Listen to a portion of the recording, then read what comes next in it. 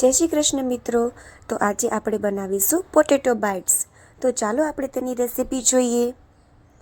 સૌપ્રથમ આપણે એક કુકરમાં 3 થી 4 બટેકાને બાફવા માટે મૂકી દઈશું। બટેકાને આવી રીતે વચ્ચેથી કાપી અને પછી મૂકીશું, જેથી આપણા બટેકા છે એ થોડા જલ્દી બફાઈ જાય।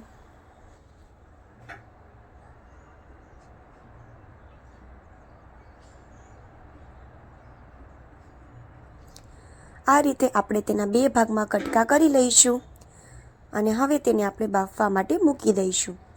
બટેકા બફાઈ જાય તેટલી વારમાં આપણે એક કઢાઈ લઈશું। તેમાં આપણે તેલ ગરમ કરવા માટે મૂકીશું। 3 થી 4 ટેબલસ્પૂન જેટલું તેલ તમે લઈ શકો છો। તેમાં આપણે ઝીણું સમારેલું લસણ,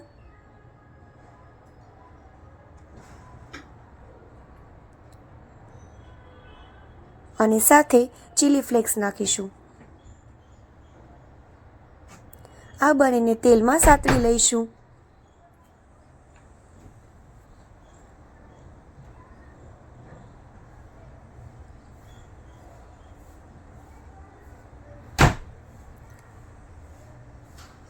આ રીતે બંને તેલમાં સતળાઈ જાય ત્યારબાદ હવે તમે જોઈ શકો છો કે તે ગરમ થઈ ચૂક્યું છે અને હવે આપણે તેમાં પાણી એડ કરીશું।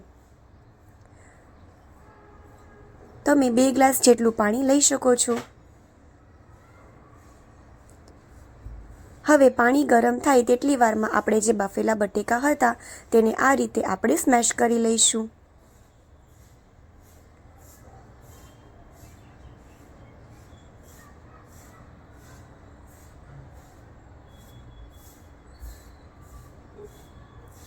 હવે તમે જોઈ શકો છો કે આપણું પાણી એકદમ ઉકળી ગયેલ છે।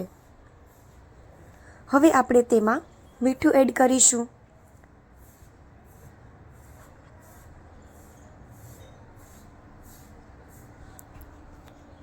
ત્યારબાદ તેને હલાવી લઈશું।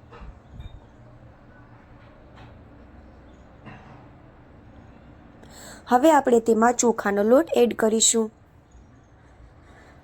મેં અહીંયા એક મોટો વાટકો ચોખાનો લોટ લીધેલો છે। આપણે તેને પાણીમાં સોસાઈ ના જાય તેટલા માટે થઈને ફટાફટ તેને પાણી સાથે મિક્સ કરી લઈશું, એટલે ચોખાનો લોટ કાચો ન રહી જાય।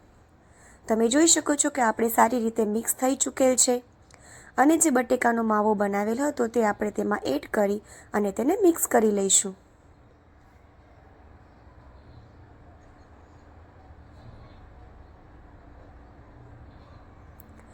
આ રીતે બંનેને આપણે મિક્સ કરી લઈશું।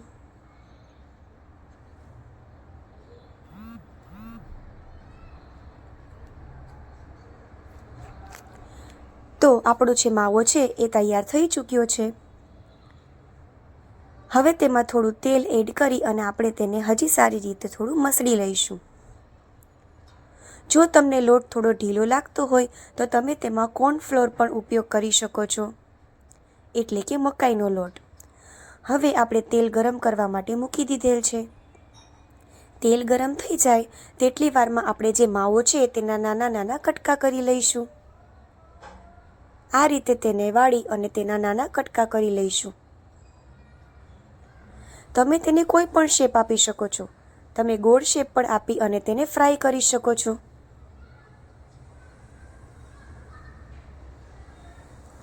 આ રીતે મેં આ માવાના કટકા કરી લીધેલા છે।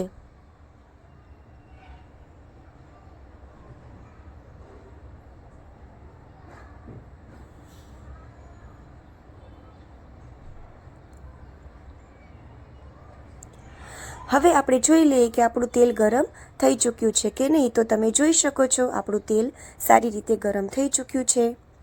તો હવે આપણે તેમાં 1 બાય 1 આપણે જે પોટેટો બાઇટ્સ બનાવવાના છીએ, જેના માટે આપણે બાઇટ્સ રેડી કરેલ છે, તે આપણે 1 બાય 1 તેલમાં નાખી દઈશું। તેલને આપણે મીડિયમ ફ્લેમ ઉપર જ રાખીશું।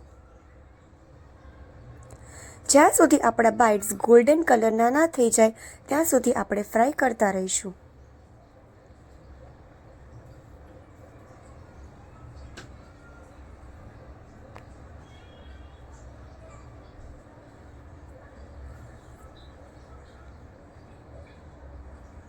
આ રીતે આપણે વચ્ચે ચેક કરતા રહીશું.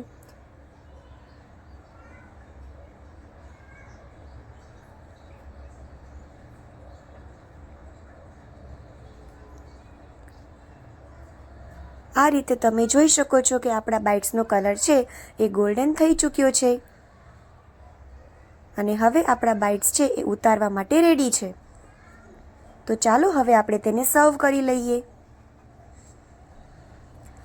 તો રેડી છે આપણા પોટેટો બાઇટ્સ.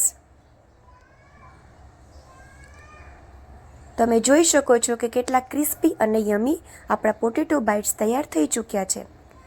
તો મિત્રો, આવી જ રેસીપી ટ્રાય કરવા માટે મારી ચેનલને હમણાં જ સબસ્ક્રાઈબ કરો અને કમેન્ટમાં જરૂર જણાવશો કે તમને આ વિડીયો કેવો લાગ્યો.